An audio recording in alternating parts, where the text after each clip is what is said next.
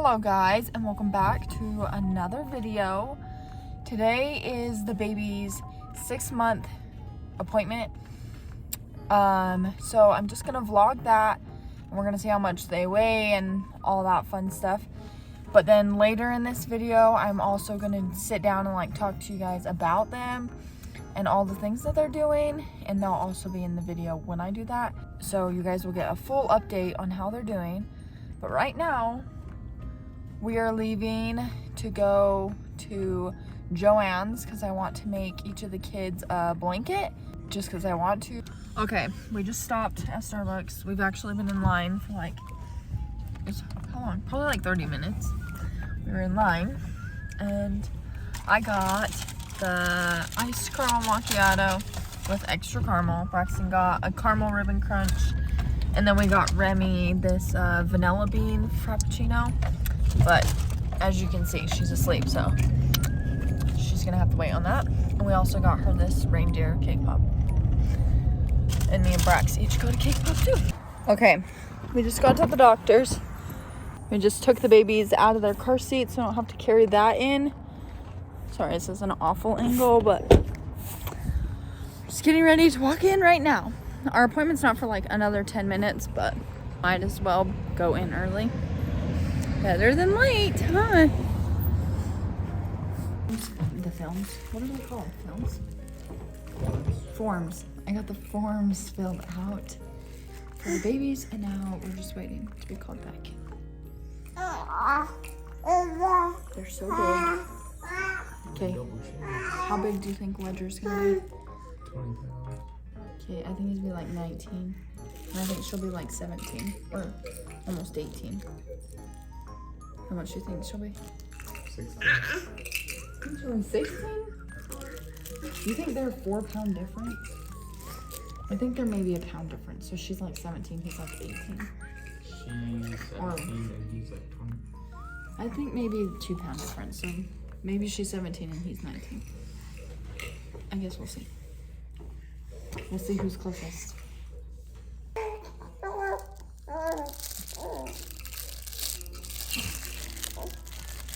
What is he screaming about, huh?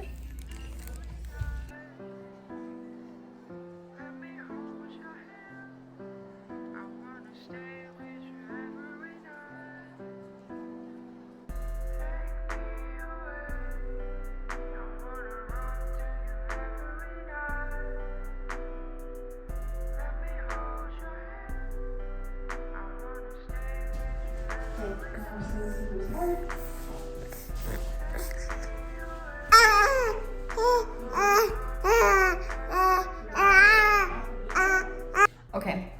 Oh, don't eat it. Don't eat it. Don't eat it. They just got their fingers poked to check their iron. You can't eat the Band-Aid. But now we're just waiting for the doctor to come in. All right, we finished in the doctor's, and then we went and got Remy. And now we are getting McDonald's.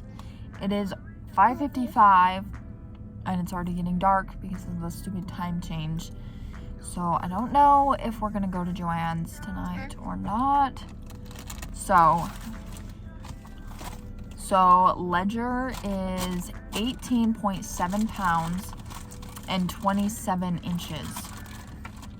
And Levy is 17.6 pounds and 26 inches. So they're literally a foot apart, an inch apart in height and a pound apart in weight. Also, they are both having to take iron supplement, so we have to get that picked up.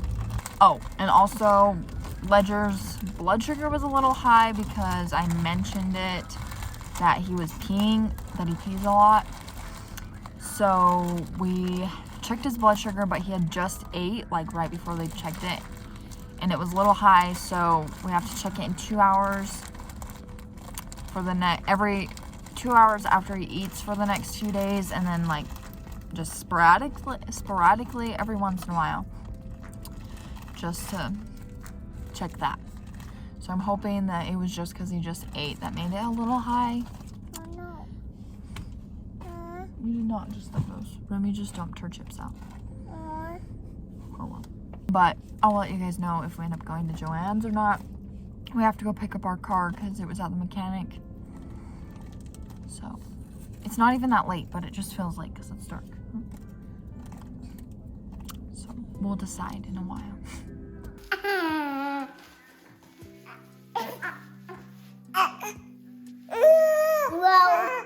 Is she heavy?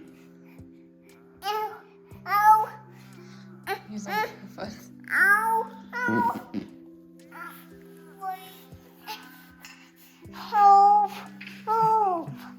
okay, we're home. We never went to Joann's. We've been home for a while, but we are going to do a little update on these little babies. Libby's over there. So we'll start with Ledger. He's a big boy and is weighing, how much did he weigh? 18.6? 18.7 pounds. Because he's so big. Put him back. Ledger is rolling all over the place. He literally never stops rolling. He won't ever sit still.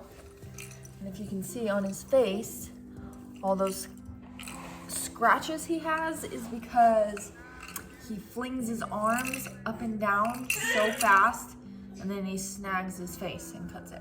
And Levy is weighing 17.6 ounces. So he's a pound heavier than her. She is also rolling around, just not as fast as Ledger is, but she is pretty much almost crawling. Not crawling, scooting. I mean, I'd say she's scooting. I'll put a little video in so you guys can see that.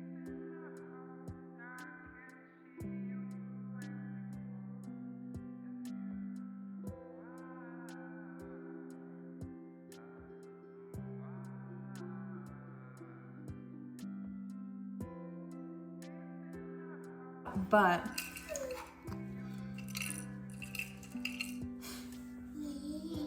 and Remy is 2.5, huh?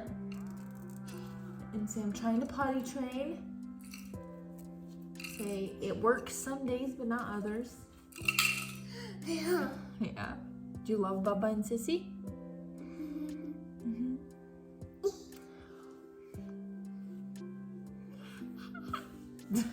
I do. You are cute. Okay, go sit by Dada. Okay. Okay, they also have started eating some solid foods.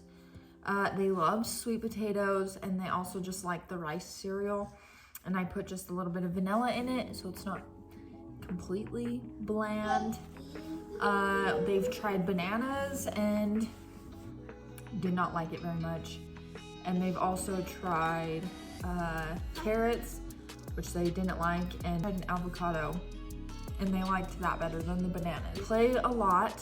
They are chewing on everything. They are still breastfeeding. They breastfeed during the day, pretty much only breastfeed. But at nighttime before bed, I do give them a bottle just so they'll sleep longer during the night. And if they're being babysat by somebody, they also take a bottle then. Gonna be in the video? You gotta be quiet. Yeah, you're so cute.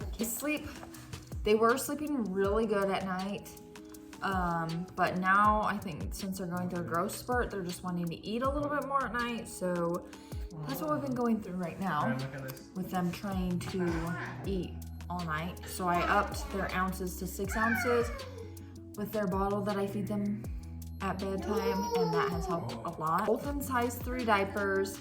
Ledger's clothes, he's pretty much like a 9-month, 12-month size, and Levy's pretty good in 6 to 9 month, but he's just a chunk, so he's a bit big. The differences between them, like their personalities, when they were much smaller than this, Levy was the interactive and Ledger was very chill. All right, so now that they're 6 months, for like the past 2 months, Ledger has been the one that is like very wild. He is on the go all the time, and he's usually the more noisy one. And Levy now is a chill baby. She's just very relaxed most of the time. But she likes interaction with people, so she does talk a lot when there is people around. She does like to chit chat. But other than that, she is just very chill, likes mommy to cuddle her. Huh. So I'm a big girl. I do want to talk about co-sleeping and bed sharing and room sharing and all that. I was gonna do a whole separate video on it, but why not put it in this video? So Brox just ran to get me my notes that I wrote down all this stuff on. Me, postpartum wise, I'm losing my hair like crazy. I've been losing it since like 3 months, I think. It is just falling out like so bad. My C-section cut has been healed. It's been healed since like 2 months, maybe even just like 6 weeks. It was pretty much healed. No, it was like 2 months that it was fully healed. And the numbness has gone away a lot. Like I can feel it a lot more now. So that's good that it doesn't feel weird anymore. But I'm gonna talk about bed sharing, co-sleeping, room sharing, all that, and just my experience with it. So I'll start with Remy because that's where it all started. Before Remy was even born, I had the intention to put her in a crib or in the pack and bassinet in our room next to us. And when she was born, that all changed because I got major anxiety after she was born. And while we were in the hospital, why is everybody being loud right now? Shh. While we were in the hospital, Remy would not sleep in the little thing, the little bassinet that they give you there. She would only sleep on me. And honestly, I could not sleep without her with me. But all the doctors there, every time they came in, they were like, she can't sleep with you, da da da da da. So I never slept in the hospital because it's either I held her and had to stay awake, or I put her down and stayed awake because I wasn't holding her. So after we brought her home, she had really bad reflux and puked a lot, like extremely bad, like so much. She always choked on it. And I think the first night she was home, I couldn't sleep because I couldn't lay her down because I was so scared she was gonna like quit breathing. And I had her in my arms that night and she puked and it came out her nose. It was just so much and it like shot everywhere. And like from that night on, I could not sleep without her next to me because I was terrified she was gonna choke on it, because the couple times I did lay her down on her back, she would choke on it. And you know, they tell you to kind of prop the baby onto their side just a little bit, but nothing worked. Please go sit down. After everyone told me like you can't co-sleep, like it's dangerous. So I was terrified to even sleep with her next to me. First 2 months, I slept with Remy in my arms in a recliner, which is even more dangerous than just sleeping in a bed with her safely. But I was so terrified that I thought maybe me sleeping in that would be better. So what gave me really bad anxiety with Remy was she constantly kind of just choked on like her own spit even. And this one time she choked really bad. Not even choked, she just like coughed and then like quit breathing. I don't even know what happened. She was not even a month old. And I was home alone and I like picked her up and like tried to pat her back, and I looked at her and her lips were purple, and I literally just freaked out and I ran outside, and there was a truck that was driving by and I stopped the guy. Like I literally got in the road and had Remy, who was not breathing, and I just stopped him and I was like, my baby's not breathing, like I need help. And I was like crying. I was literally freaking out. So we pulled over and got out, and this guy was in the army. I'm pretty sure. I don't remember what it was that made me know he was. I can't really remember. But anyways, I don't know what he did, but then Remy started breathing again and she was fine.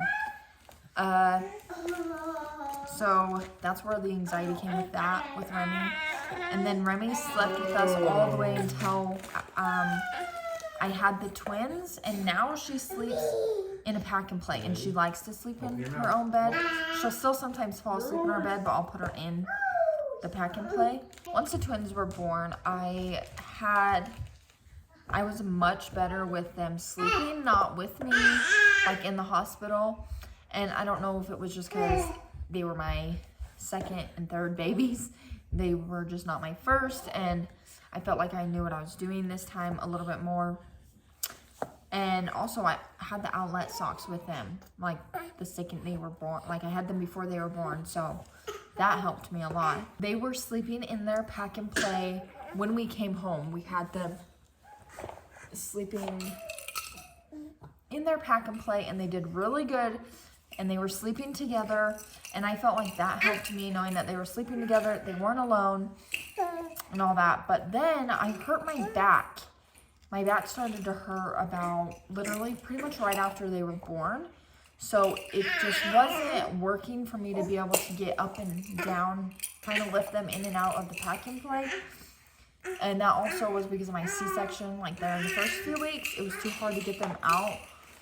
So we ended up having 2 mattresses in our room, and me and the baby slept on one, and Braxton and Remy slept on one. So that's how that went for the first while. And then we got rid of the one mattress, and I was like, okay, they're big enough they can sleep in the pack and play, and I wasn't in pain anymore. So for like 2 months they slept in the pack and play together, but once Ledger started being able to roll, I just felt like that it wasn't a great idea. So we were thinking about getting 2 pack and plays so they would sleep apart.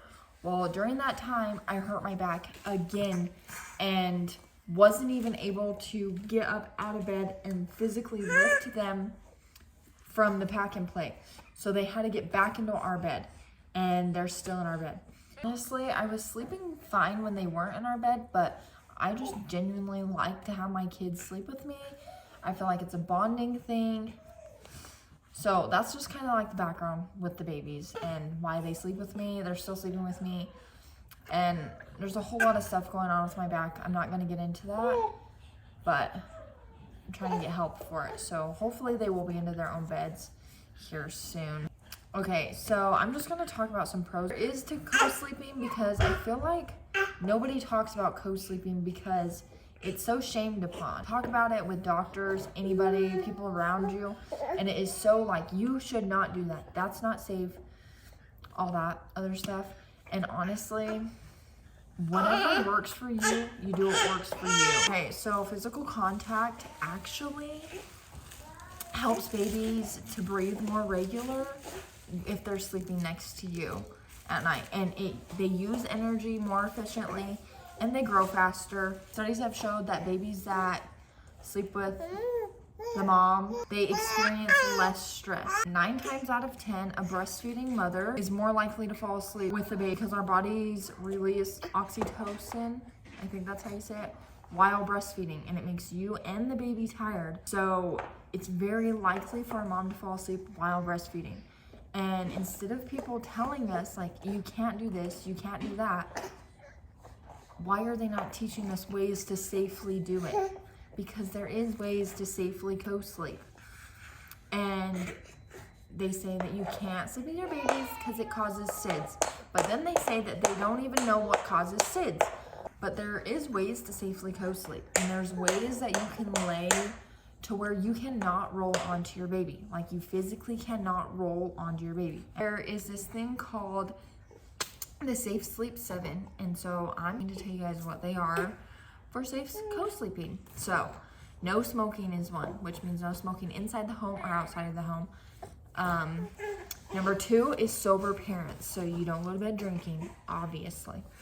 A nursing mother, which is safe because the way you nurse a baby while you're sleeping, like while they're sleeping and you're laying, is a safe way to co-sleep.